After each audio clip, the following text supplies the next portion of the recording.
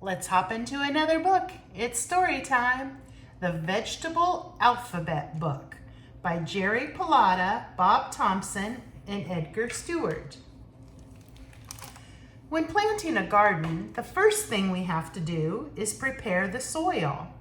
The ground needs to be turned over. Any sticks and stones should be tossed aside. We then might add compost to enrich the soil. Ultimately, we want the soil to be loose and level. Oops, here is a vegetable ready to harvest. A is for asparagus. We do not have to plant the asparagus because it is a perennial. It stays in the ground and sprouts new shoots every year.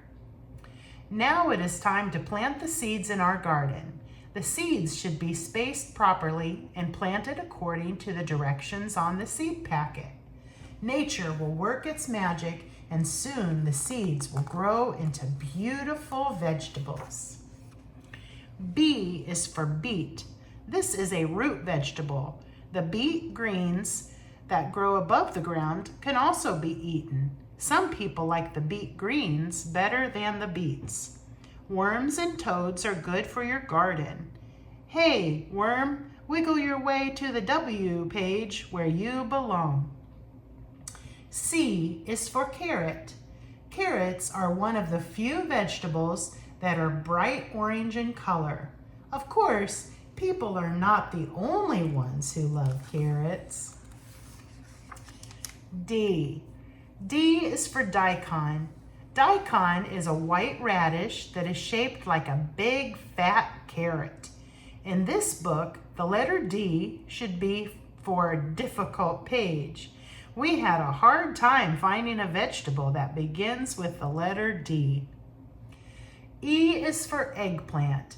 Years ago, eggplants were deep purple. Now, gardeners can grow bright white eggplants. Some are called ghostbusters and others are called Caspers. F is for fiddleheads. Fiddleheads are young ferns that are harvested before they uncurl. If you want fiddleheads in your garden, though, they would have to be transplanted from the wild. G is for green bean. Green beans have great nutritional value.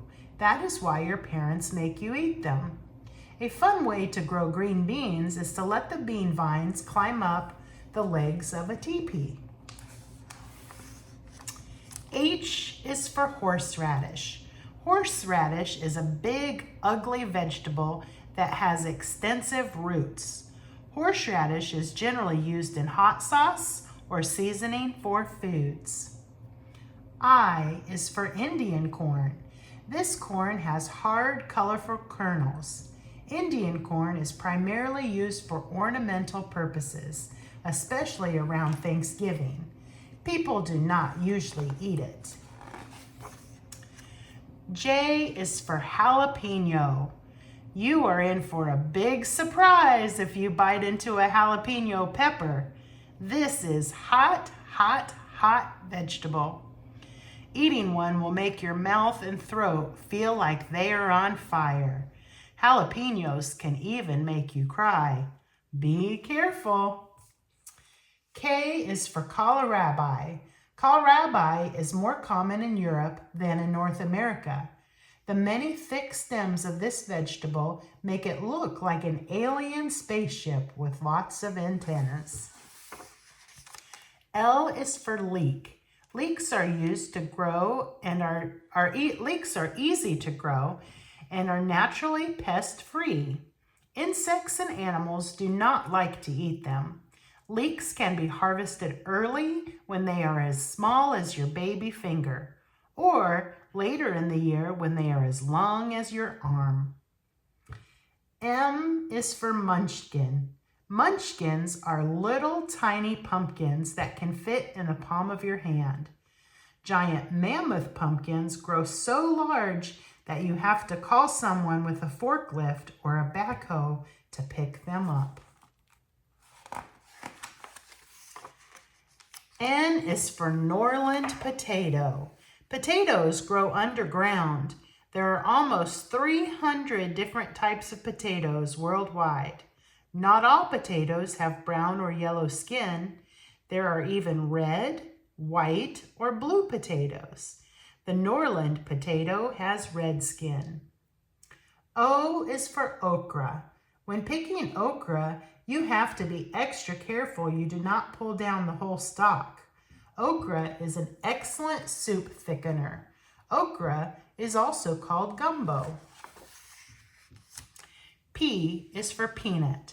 Peanuts have an unusual way of growing. As the stems of the peanut plant grow upward, some shoots turn downward and bury themselves. The peanuts actually grow underground. If we are going to have some peanuts in this book, we might as well have some popcorn.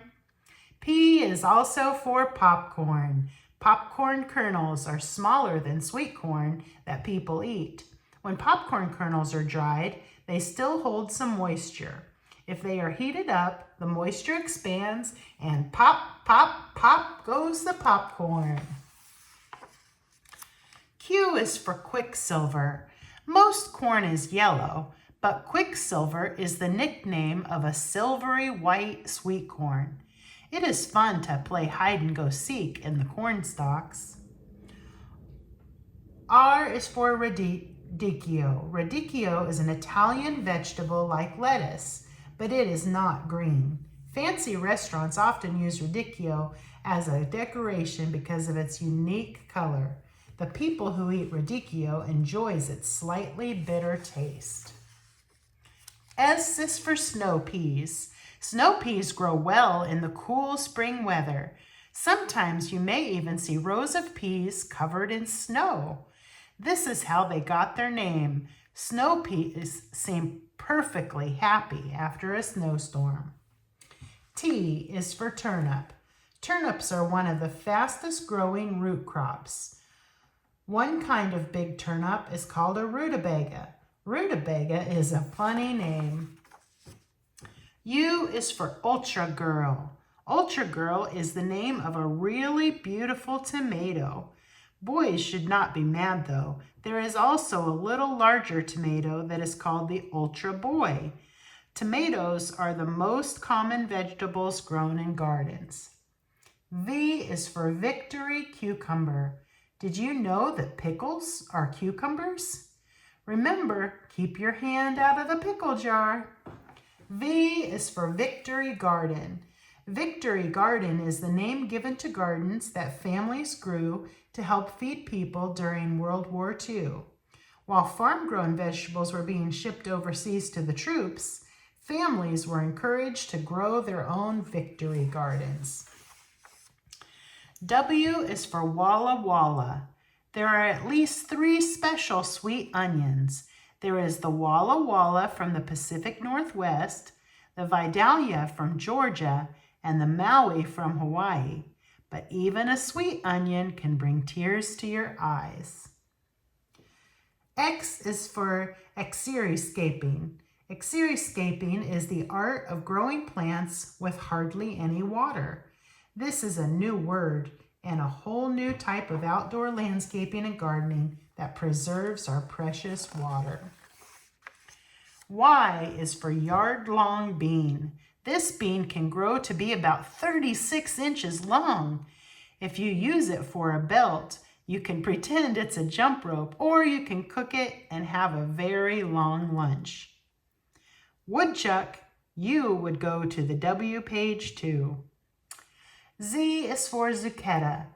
You may have to look through a zillion packs of seeds, but eventually you might find seeds for a thin S-shaped vegetable called zucchetta. A zucchetta is a little squash. Winter is coming, and now it's time to put the Victory Garden to bed. Good night, Victory Garden. And that's the end. Until we read again.